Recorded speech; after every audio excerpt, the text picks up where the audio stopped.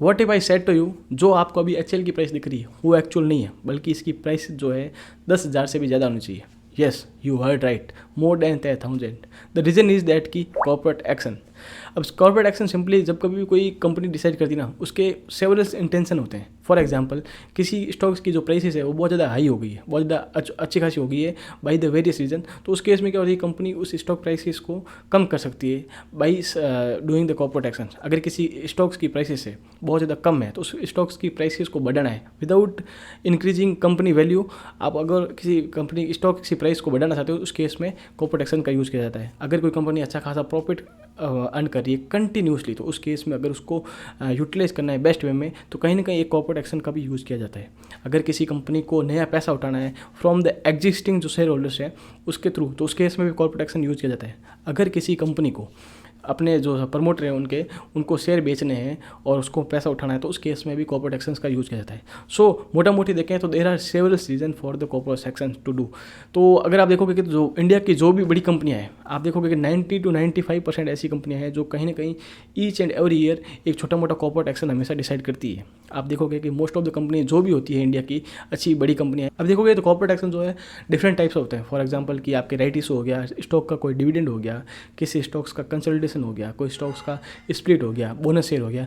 There are several types of corporate actions. और ये चीज़ काफ़ी कंफ्यूजन करती है कि किस प्रकार का ऑप्शन किस समय कंपनी का बोर्ड डिसाइड करता है। तो इस वीडियो में आपको बहुत ज़्यादा सिंपल शब्दों में समझाने वाला हूँ किस प्रकार से आप कॉर्पोरेट एक्शन को यूज़ कर सकते हो। कहीं ना कहीं आप एक कॉर्पोरेट एक्शन को प्रेडिक्ट भी कर सकते हो कि अगर शायद इसमें आने वाले समय में कंपनी कॉर्पोरेट एक्शन डिसाइड कर सकती है, और किस प्रकार से वो कॉर्पोरेट एक्शन है जो भी कंपनी के फाइनेंशियल है, स्टॉक प्राइसेस है, उसमें किस प्रकार से डायरेक्टली और इनडायरेक्टली इफेक्ट करता है। इन सारी चीज़ों के बारे में इस वीडियो में हम लोग बात करने वाले हैं, ब्रीफली डिस्कशन करने वाले हैं। सो आई होप यू गाइज आप ये वीडियो पूरा देखना जैसे कि आपको अच्छे से समझ आ सके। बिफोर गोइंग फर्दर मैं आपको एक चीज़ समझाना चाहता हूँ। एक होता है शेयर कैपिटल, एक होती है फेस वैल्यू और एक होता है EPS। बिकॉज ये तीन चीज़ें बहुत ज़्यादा इंपॉर्टेंट है, क्योंकि इसी से ही फाइनेंशियल और स्टॉक प्राइसेज है उसमें चेंजेस आते हैं कहीं ना कहीं। तो अगर आप शेयर कैपिटल के अगर देखोगे तो इसका सिंपली फॉर्मूला है कि face value into total outstanding share. इसका मतलब ये हो गया कि जब कभी भी कोई कंपनी नहीं बनती तो उस केस में वो शेयर होल्डर से जितना पैसा उठाते हैं ना, दैट इज़ कॉल्ड जो शेयर कैपिटल कहा जाता है। और सेकंड चीज़ होती है फेस वैल्यू। फेस वैल्यू मतलब कि जब कभी भी कोई नई कंपनी बनती है तो उस केस में जो प्राइस डिसाइड की जाती है par value, that is called face value. और थर्ड चीज़ होती है EPS। EPS का मतलब ये हो गया कि each and every share holder के रेस्पेक्ट में कोई कंपनी कितना पैसा अर्न करे। तो फर्स्ट ऑफ ऑल हम बात करते हैं शेयर कंसोलिडेशन की। शेयर कंसोलिडेशन में क्या होता है कि लेट्स से कोई स्टॉक है, उसकी प्राइसेस जो है बहुत ज़्यादा गिर गई है बाय द वेरियस रीजन। कोई स्टॉक्स में रीजन्स हो गया, तो उस केस में स्टॉक प्राइसेस है बहुत ज़्यादा गिर गई, तो उस केस में क्या करते हैं कि स्टॉक प्राइसेस को बढ़ाने के लिए, थोड़ा बहुत पुश देने के लिए कंपनी का बोर्ड जो है corporate actions called share consolidation decide करता है। इसमें सिंपली होता है क्या है कि कंपनी की जो शेयर प्राइसेस बढ़ा दी जाती है, इसमें कंपनी एक रेशियो डिसाइड करती है। फॉर एग्जाम्पल आप कह सकते हो कि 1:5। इस केस में क्या होगा कि जो भी अगर आपके पास 25 शेयर पड़े हैं तो वो क्या होंगे, शेयर 5 शेयर हो जाएंगे। और जो इसकी प्राइस है मान लीजिए 50 रुपये है, तो उस केस में उसकी प्राइस जो है 5 टाइम्स बढ़ जाती है, लगभग भी 250 रुपीज़ हो जाती है। तो इस केस में क्या होगा कि जो आप अगर इन्वेस्टमेंट की वैल्यू देखोगे तो वो दोनों साइड में इक्वल आती है, लेकिन जो इसकी जो एक प्राइस जो है अच्छी हो जाती है 1-250 रुपये 300 रुपये के आसपास। अब आप इस केस में देखोगे जो फेस वैल्यू है उसकी जो प्राइसेज जो है वो कहीं ना कहीं है बढ़ जाती है, और जो नंबर ऑफ शेयर होल्डर्स हैं वो कम हो जाते हैं। तो इसके कारण जो शेयर कैपिटल में चेंजेस नहीं आता है। और EPS के केस में देखोगे कि ऑब्वियसली अगर EPS का जो फॉर्मूला होता है वो होता है net profit upon total outstanding shares. तो जैसे ही इसमें टोटल आउटस्टैंडिंग शेयर में इसमें चेंजेस आता है, उसी हिसाब से EPS में भी चेंजेस आएगा। तो इस केस में क्या होगा कि जो टोटल आउटस्टैंडिंग शेयर्स है वो कम हो रहे हैं, तो EPS की वैल्यू बढ़ सकती है। तो ऑल ओवर आप देखोगे तो इस केस में जो फाइनेंशियल है कहीं ना कहीं एक लुक्रेटिव लगते हैं, जिससे कि कंपनी को कहीं ना कहीं आने वाले समय में ये इंटेंशन होती है कि थोड़ा बहुत प्राइस को बूस्ट मिलेगा। अगर हम इसका वाइस वर्सा देखें तो शेयर स्प्लिट होता है। शेयर स्प्लिट के केस में क्या होता है कि कोई भी कंपनी है जब कभी भी उसकी स्टॉक प्राइसेस है बहुत ज़्यादा बढ़ जाती है, बिकॉज जब कभी किसी भी स्टॉक्स की प्राइसेस बहुत ज़्यादा बढ़ जाती है तो उस केस में जो उसमें जो लिक्विडिटी है वो कम हो जाती है, रिटेल पार्टिसिपेशन है वो बहुत ज़्यादा कम हो जाता है। तो उस केस में जो उसका मूवमेंट है इतना ज़्यादा आप देखोगे कि होता नहीं है। अगर आप कोई स्टॉक्स देखोगे देखोगे जैसे कि उसकी प्राइसेस 2000, 2500, 3000 रुपये हैं, तो उस केस में उसका जो मूवमेंट है 2%, 3% बहुत ज़्यादा हार्डली मूवमेंट करता है। वाइल अगर कोई स्टॉक्स जो 250 रुपये, 300 रुपये है, तो उसके केस में स्टॉक्स की जो प्राइसेस है वही उसमें ज़्यादा चेंजेस आते हैं। तो ये एक चीज़ें होती है कि देखने का तरीका होता है कि जिसमें कि रिटेल का पार्टिसिपेशन है वो बहुत ज़्यादा अच्छा हो, जिससे कि एक अच्छा वेटेज वाला स्टॉक्स लगे। और स्प्लिट के केस में आप सिंपली अगर आप देखोगे तो जो फेस वैल्यू है वो कहीं ना कहीं कम हो जाती है और नंबर ऑफ शेयर होल्डर्स हैं वो बढ़ जाते हैं। और इस केस में भी जो है शेयर जो टोटल शेयर कैपिटल है उसमें कुछ अनचेंजेस रहते हैं और उसी हिसाब से ईपीएस में भी चेंजेस आते हैं। अब जब कभी भी कोई कंपनी अच्छा खासा एक नेट प्रॉफिट अर्न करती है तो आप देखोगे कि उसके पास एक ऑप्शन होता है, या तो वो शेयर जो भी आप उन्होंने प्रॉफिट कमा रखा है वो एक रेशियो के साथ में डिस्ट्रीब्यूट कर ले, या फिर एक परसेंटेज के साथ में डिस्ट्रीब्यूट कर ले टू द शेयर होल्डर्स, और कुछ पैसा वो शायद तो वो रिजर्व सरप्लस में डिपॉजिट कर सकते हैं।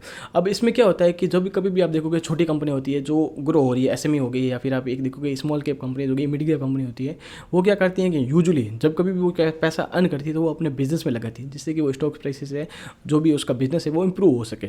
लेकिन आप देखोगे कि कोई कंपनियां हैं जैसे कि बड़ी कंपनियां, लार्ज कैप कंपनीज है, वो क्या करती है कि उनके पास बहुत अच्छी क्वांटिटी में रिजर्व सरप्लस होता है। तो उस केस में वो कंपनियां क्या करती है कि वो जो पैसा होता है वो दे देती है शेयर होल्डर्स को, डिस्ट्रीब्यूट कर देती है एज ए डिविडेंड।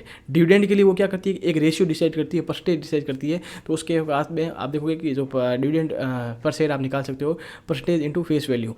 तो उस केस में क्या है कि जो भी एक शेयर डिविडेंड पर शेयर के हिसाब से एक मतलब जो भी रुपये का, जैसे कि 10 रुपये पर शेयर है, उस हिसाब से वो जो भी स्टॉक की प्राइसेस होते हैं उस हिसाब से उन शेयर होल्डर्स को दे दिया जाता है। अब डिविडेंड जो आप देखोगे कि मोस्ट ऑफ द टाइम जो भी अच्छी खासी ग्रोथ वाली कंपनीज होती है वो हमेशा देती है। अब जब कभी भी कोई इन्वेस्टमेंट किया जाता है ना, तो उस केस में डिविडेंड पे आउट रेशियो, मतलब कि जैसे कि कोई कंपनी है 20,000 करोड़ रुपये कमा रही है फॉर एग्जाम्पल, तो उस केस में 20,000 करोड़ में से वो हमेशा एक डिविडेंड पे आउट रेशियो हमेशा रखती है। जैसे कि फॉर एग्जांपल इस केस में 50% है, तो 20,000 करोड़ रुपये कमा रही तो 10,000 करोड़ रुपये क्या करेगी, जो भी उनके शेयर होल्डर्स हैं उनको डिस्ट्रीब्यूट कर देती है। तो इसमें क्या होता है कि ये एक पर्सपेक्टिव होता है हमेशा, जब कभी भी आप कंपनी में इन्वेस्टमेंट करते हो तो डिविडेंड पे आउट रेशियो देखा करो, जिससे क्या होता है कि एक पर्सपेक्टिव बन जाता है कि इतना तो डिविडेंड हमें आने वाला है बाई सीइंग द प्रॉफिट। अगर आप 3-4 साल का प्रॉफिट देखोगे तो एक कॉन्स्टेंट अमाउंट आप लगा सकते हो कि कितना एक चांसेस है कि डिविडेंड पे आउट रेशियो के से रूप में आपके पास पैसा आ सकता है। तो ये भी एक प्रकार का तरीका होता है कि किस प्रकार से इन्वेस्टमेंट किया जाता है।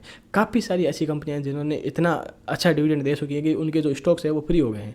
तो ये एक तरीका भी होता है कि किस प्रकार से हमें डिविडेंड को देखना चाहिए।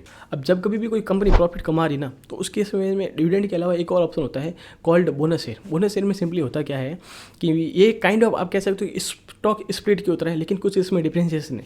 इस बोनस शेयर में होता क्या है कि मान लीजिए कोई कंपनी अच्छा खासा प्रॉफिट कर रही है, तो वो कंपनी क्या करती है, डिसाइड करती है कि वो जो भी उसके शेयर होल्डर्स हैं उनको वो बोनस शेयर के रूप में एक एक्स्ट्रा शेयर देगा है। जैसे कि नाम से शो हो रहा है एक एक्स्ट्रा शेयर। इसमें मान लीजिए कि जिसका 2:1 का बोनस शेयर कंपनी डिसाइड करती है, तो उस केस में इसका सिंपली मीन जो ये हो गया कि एक जिसके पास शेयर है उसको 2 शेयर हो जाएंगे। तो उसके हिसाब से इसका जो स्टॉक की प्राइसेस है वो भी कम हो जाती है।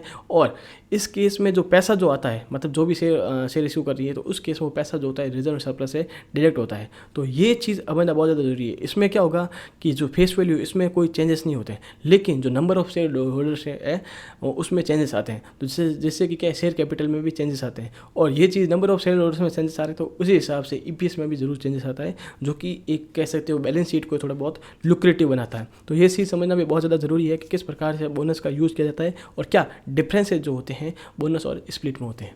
वन ऑफ द रीज़न आप कह सकते हो बोनस शेयर का इशू करने का कंपनी का यही भी होता है कि इसमें जो रिटेल पार्टिसिपेशन है अच्छा है। रिटेल पार्टिसिपेशन किसी भी कंपनी में होना बहुत ज़्यादा ज़रूरी है, बिकॉज अगर किसी कंपनी में अच्छा खासा जो बड़ी बड़ी कंपनियों का ये होल्डिंग है, तो उस केस में जो स्टॉक प्राइस है वो बहुत ज़्यादा ऊपर नीचे होगी, बहुत ज़्यादा चेंजेस होगा। और जब कभी भी कोई जैसे कि अच्छी खासी ठीक ठाक कंपनी 1000 करोड़ की कंपनी है और उसमें अगर हमें 20 करोड़ का 30 करोड़ का कोई शेयर बेचने हैं, तो उस केस में जो स्टॉक की जो प्राइसेस है बहुत ज़्यादा ऊपर नीचे होती है। और वो चीज़ है कहीं ना कहीं एक कंपनी को का बैड फैक्टर माना जाता है। तो स्टॉक की जो प्राइसेस है हेल्थी होना बहुत ज़रूरी है। जब कभी भी आप उसमें एक अच्छी क्वांटिटी लेने जाओ तो इजीली आ जानी चाहिए, इसलिए ऐसा नहीं हो कि टाइम लगे या फिर आपको स्टॉक्स को लेने के लिए वो प्राइसेस जो है खड़ी रखनी पड़े। अब एक होता है राइट इशू। राइट इशू में सिंपली होता क्या है कि मान लीजिए कि आपकी कंपनी है, ठीक है ना, आपको नया पैसा उठाना है from the existing share holders. आप नए शेयर होल्डर से नहीं उठा रहे हो, एग्जिस्टिंग शेयर होल्डर से उठा रहे हो नया पैसा। तो उस केस में आप क्या करते हो, जो भी कंपनी के नए शेयर होल्डर्स हैं उनको आप राइट इशू डिसाइड करते हो एक रेशियो के हिसाब से, जो भी रेशियो होता है, तो उस रेशियो के हिसाब से राइट इशू से इशू किया जाता है। अब मान लीजिए कि आपके पास 100 शेयर पड़े हैं, तो उसके पास में आपको अगर 1:5 का राइट इशू डिसाइड किया जा रहा है, 100 शेयर के हिसाब से कितने हो गए, 20 शेयर आपके पास और खरीद सकते हो फ्रॉम द कंपनी। तो ये एक तरीका हो गया है। अब इसमें एट्रैक्टिव रखने के लिए राइट इशू को, इसके लिए क्या किया जाता है कि जो भी कंपनी होती है वो जो भी करंट मार्केट प्राइस होती है उसके प्राइस से हमेशा नीचे रखा जाता है जब कभी भी राइट इशू किया जाता है, तो राइट इशू के लिए ऑफर दिया जाता है। तो उस केस में जो भी ये चीज़ थोड़ी ऑल ओवर जो डील है बहुत ज़्यादा अच्छी लगती है, और जो नए जो एग्जिस्टिंग होल्डर्स हैं वो थोड़ा बहुत अपनी क्वांटिटी बढ़ा भी सकते हैं। तो राइट इशू कंपनी काफ़ी बार इशू करती है, और जो भी फंडिंग अगर किसी कंपनी को रेज करनी है तो ये एक अच्छा खासा तरीका होता है। अब एक होता है शेयर बायबैक। शेयर बायबैक में सिंपली होता क्या है कि लेट्स से कंपनी है, कंपनी के पास अच्छा खासा प्रॉफिट कर रही है, ये शेयर बायबैक है, ये आप यूजुअली देखोगे जो बहुत ज़्यादा ढंग का प्रॉफिट करती है ना वही इशू करती है। तो जब कभी भी आप अच्छा खासा प्रॉफिट कर रहे हो तो उस केस में क्या है, थोड़ा बहुत आपने डिविडेंड दे दिया, थोड़ा बहुत आपने रिजर्व एंड सरप्लस में रख दिया, और थोड़ा बहुत उससे क्या करिए आप शेयर बायबैक ला रहे हो। बायबैक का मतलब ये होता है कि जो भी उसके एग्जिस्टिंग शेयर होल्डर्स हैं उनको थोड़ी अच्छी ऑफर देके वहाँ से शेयर लेके कंपनी में रखना। तो मतलब उससे जैसे पूरे के पूरे जो है इक्विटी उनकी अच्छी हो जाती है, उसके अलावा जो EPS है वो अच्छा खासा बढ़ जाता है।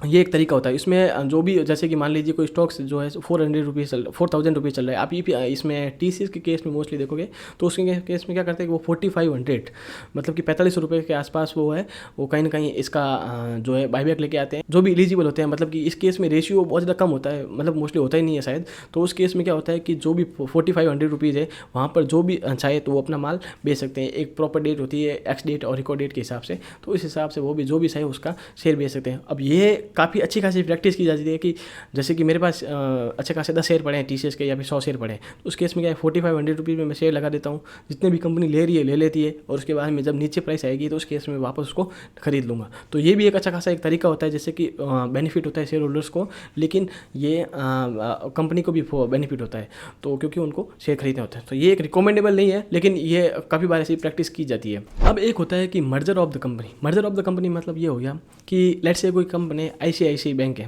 वो ICICI इंश्योरेंस कंपनी है फॉर एग्जांपल, मैं एग्जांपल के लिए बता रहा हूँ, उसको मर्ज करना चाहती है, मतलब कि उसको इकट्ठा करनी चाहती है।